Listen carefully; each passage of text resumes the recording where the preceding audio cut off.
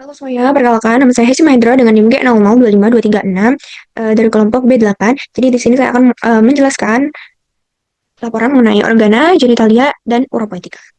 Jadi di sini laporan pertama ada saat menjadi panitia lomba lari 17-an, Dapri melihat salah satu peserta laki-laki mengeluh nyeri hebat pada daerah skrotum setelah terjatuh. Di sisi lain ada juga peserta lain yang sudah lama mengeluh benjolan di skrotum yang terasa seperti sekumpulan cacing dan seorang bapak yang sering bolak-balik ke toilet karena sulit BAK. Yang pertama, jelaskan anatomi penis, skrotum, dan testis. Lalu yang kedua ada jelaskan jalur perjalanan sperma dari testis hingga keluar melalui ostium, uretra, eksternum. Dan yang ketiga ada jelaskan kemungkinan perbedaan anatomi dan klinis dari keluhan pada skenario tersebut, terutama yang mengarah ke torsiotestis, varikolkel, dan pembesaran prostat. Jadi di sini yang pertama ada penis. Penis itu ada organ tubuler, alat kopulasi pria. Homolognya itu glans klitoris, ada pars fixa dan pars libera.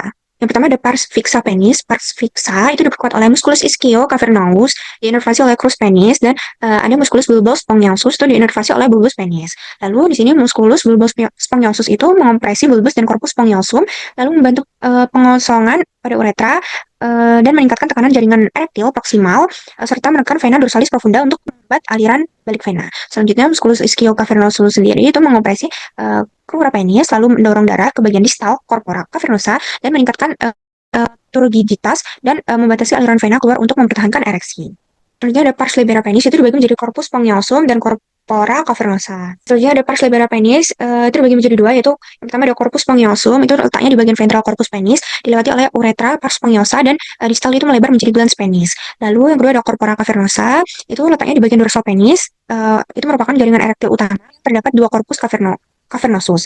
Masing-masing itu diliputi tunika albugenia tebal, dan ruang-ruang corpora cavernosa itu disebut cavernae atau sinusoid cavernosum. Di tengahnya itu terdapat arteri profunda penis atau arteri cavernosus. Nah, selanjutnya vaskularisasi penis itu, arteri penis itu cabang dari arteri pudenda interna dan arteri pudenda eksterna. Nah, sistem venanya itu bermuara pada vena pudenda interna. Selanjutnya ada vaskularisasi penis. Yang pertama itu ada suplai arteri penis. Sini tuh ada arteri profunda penis atau arteri cavernosa, cabang dari arteri pudenda interna yang menyuplai darah ke corpora cavernosa penis. Nah, selanjutnya ada skrotum. Nah, lapisan pembungkus testis itu ada 9 lapis. Nantinya itu mengatur suhu testis yang optimal untuk spermatogenesis. Lalu ada mediana skrotum. Pada lapisan skrotum kulit itu ada fascia dartos dan musculus dartos, lalu ada fascia spermatica externa, ada musculus cremasterica, ada fascia spermatica interna, ada tunica vaginalis lamina parietalis, ada tunica vaginalis lamina visceralis, tunica eugenia, tunica vasculosa, sama substansia testis. Nah, lalu selanjutnya di sini ada testis, homolognya itu ovarium wanita yang letaknya di skrotum dan sepasang, lalu sebelah kirinya itu lebih rendah dari sebelah kanan. Lalu funiculus spermaticusnya itu lebih panjang.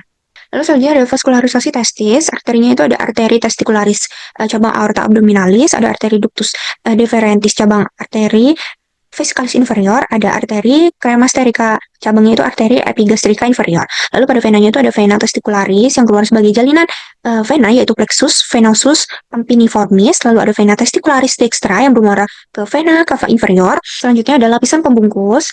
Nah, lapisan pembungkusnya itu ada tunica vaginalis atau lamina parietalis dan visceralis, lalu ada tunica albugenia sama tunica vasculosa.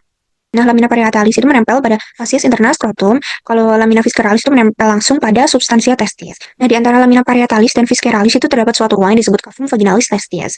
Nah, pada tunica albugenia itu terdapat tonjolan-tonjolan tunica albugenia yang masuk ke dalam testis disebut septum atau trabecula yang membagi testis menjadi 200 sampai 300 lobuli. Lalu selanjutnya ada inervasi testis, itu terdapat plexus testicularis yang otonom, cabangnya itu segmen thoracica dari 10 sampai 12. Lalu terdapat nervus genitofemoralis atau cerebrospinal, cabangnya itu segmen lumbal dari 1 sampai 2. Lalu selanjutnya ada jalur perjalanan sperma dari testis hingga keluar melalui ostium uretra eksternum. Nah, yang pertama itu kan sperma dibentuk di testis. Nah, tepatnya itu di dalam tubulus seminiferus. Dari sana, sperma itu akan melewati saluran-saluran secara berurutan. Yang pertama ada tubulis seminiferi contorti.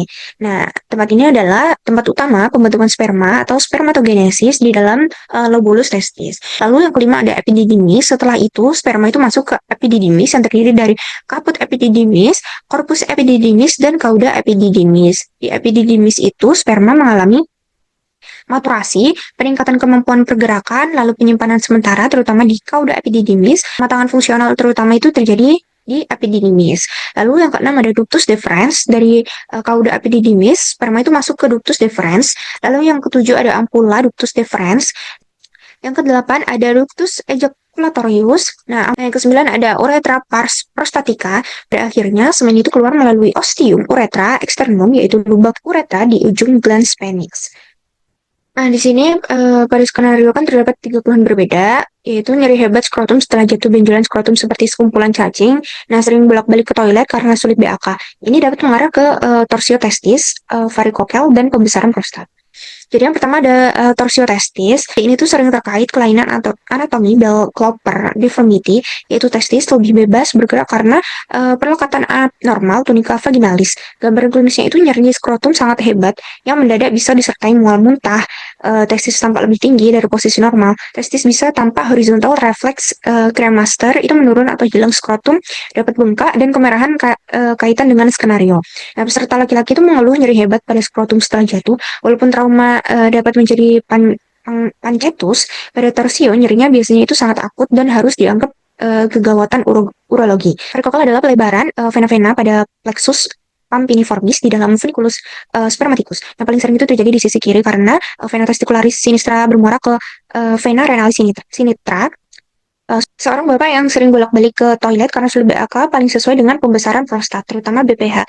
Poin pembeda utamanya itu adalah lokasi masalah bukan di testis atau skrotum, tetapi di prostat menyebabkan gejala obstruksi dan iritasi berkemih. Kesimpulannya, pada skenario tersebut itu nyeri hebat skrotum mendadak paling mengarah ke torsio testis, benjolan seperti sekumpulan cacing paling mengarah ke varikokel, lalu sering ke toilet karena sulit BAK itu paling mengarah ke pembesaran prostat atau BPH.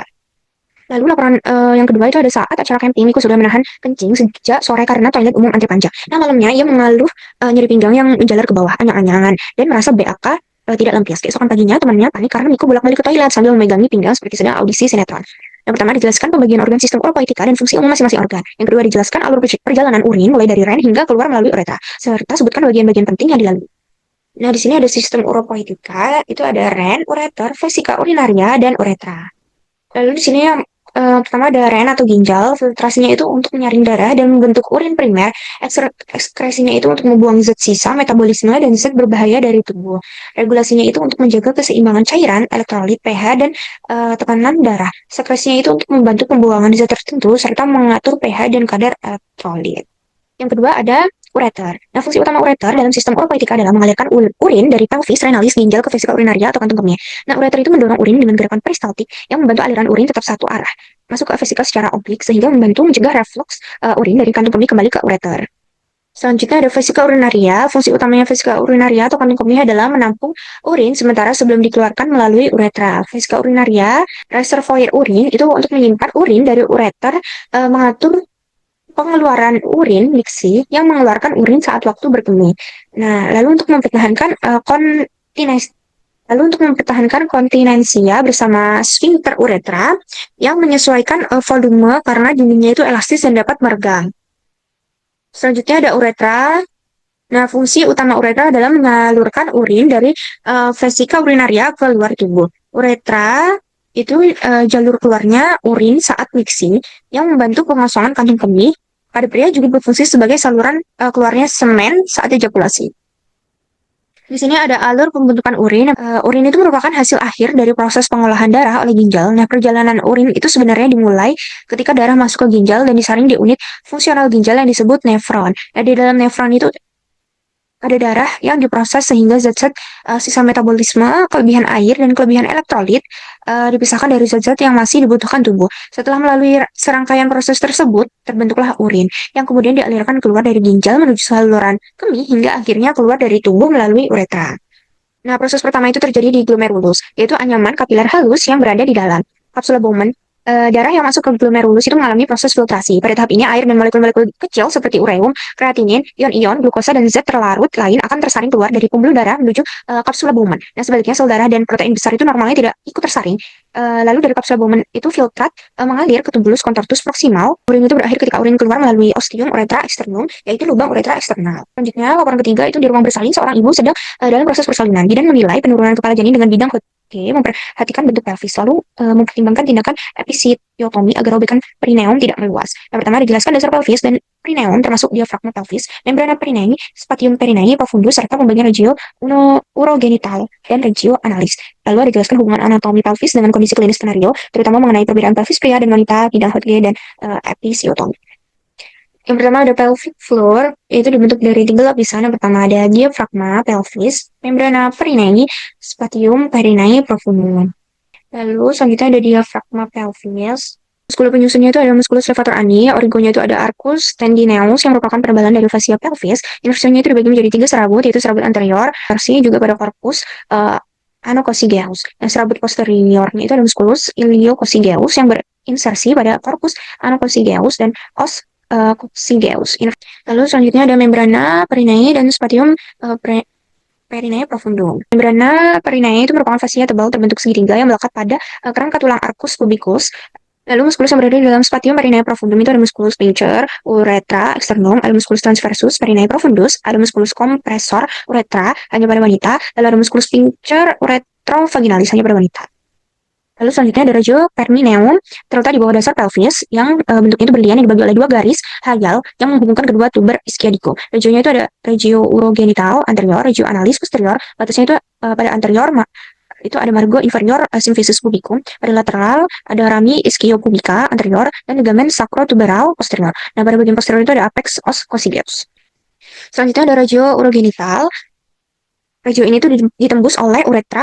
Nah, urutan lapisan dari yang paling superficial ke lapisan profunda itu ada kulit, fascia perineum superficialis, fascia perineum profunda, spatium perineum superficialis yang terdapat musculus transversus perineum superficialis, ada musculus ischiocavernosus dan musculus bulbocavernosus. Lalu regio urogenital wanita selain ditembus oleh uretra juga ditembus oleh vagina di bagian posterior uretra. Pertama ada perbedaan pelvis pria dan wanita. Pada persalinan, anatomi pelvis mempunyai peran yang sangat penting karena janin harus melewati. Yang pertama ada hubungan anatomi pelvis dengan proses persalinan. Pelvis wanita adalah bagian rangka yang membentuk kanal persalinan. Secara klinis, kepala janin itu harus melewati tiga bagian penting, yaitu pintu atas panggul, pelvic inlet, rongga panggul, lalu pintu bawah panggul. Lalu agar persalinan pervaginaan itu dapat berlangsung lancar, ukuran kepala janin itu harus sesuai dengan dimensi panggul ibu. Bila panggul terlalu sempit, bentuknya itu tidak menguntungkan atau menurunkan kepala janin tidak sesuai mekanisme persalinan, maka dapat terjadi hambatan persalinan. Itulah sebabnya penilaian bentuk pelvis itu sangat penting. Jadi perbedaan ini itu menjelaskan mengapa pelvis wanita lebih sesuai untuk persalinan. Pelvis yang luas itu memudahkan untuk engagement atau kepala janin itu di pintu atau panggul, descensus itu atau penurunan kepala, rotasi internal itu kepala saat melewati rongga panggul, keluarnya itu kepala melalui outlet pelvis. Nah, yang ketiga ada bidang Hodge dan hubungannya dengan penurunan kepala janin. Bidang Hodge adalah bidang-bidang imajiner di dalam panggul yang digunakan untuk menilai tinggi penurunan kepala janin selama persalinan. Nilai ini penting untuk mengetahui apakah persalinan mengalami kemajuan atau tidak. Kalau Hodge 4 itu melalui ujung os coccygeus atau mendekati outlet pelvis. Bila kepala janin sudah sampai sini, berarti kepala sudah sangat rendah dan mendekati lahir. Nah, pada skenario, bidang menilai penurunan kepala janin dengan bidang Hodge. Ini berarti bidang sedang menilai apakah kepala sudah masuk PAP, apakah sudah mencapai mid pelvis. Nah, misalnya bila kepala tetap tinggi di Hodge 1 atau 2 dalam waktu lama, bisa dicurigai adanya hambatan masuk panggul. Bila kepala sudah mencapai Hodge 3 atau 4, persalinan biasanya sudah masuk fase lanjut dan kepala makin mendekati perineum. Jadi bidang Hodge membantu menilai proses persalinan secara anatomis. Yang keempat ada hubungan dasar panggul dan perineum dengan persalinan. Karena ada hubungan semua komponen pada skenario. Nah, pada kasus ini bidang itu yang pertama menilai penurunan kepala dengan bidang Hodge untuk mengetahui posisi kepala janin dalam panggul dan proses persalinan. Yang kedua adalah memperhatikan bentuk pelvis karena bentuk dan ukuran pelvis itu menentukan apakah kepala janin dapat turun dan berputar dengan baik. Lalu yang ketiga ada mempertimbangkan episiotomi karena saat kepala makin turun, perineum itu menjadi sangat tegang dan berisiko aerobik spontan. Jadi hubungan anatomi dan kondisi klinisnya adalah pelvis tulang itu menentukan jalur dan ruang yang harus dilewati kepala janin. Lalu bidang Hodge itu membantu menentukan sejauh mana kepala janin telah turun dan dasar panggul dan perineum itu menjadi hambatan jaringan lunak terakhir yang harus meregang. Nah, episiotomi adalah tindakan pada perineum berdasarkan pertimbangan anatomi untuk mencegah robekan yang lebih berat. Jadi sekian laporan dari saya. Terima kasih.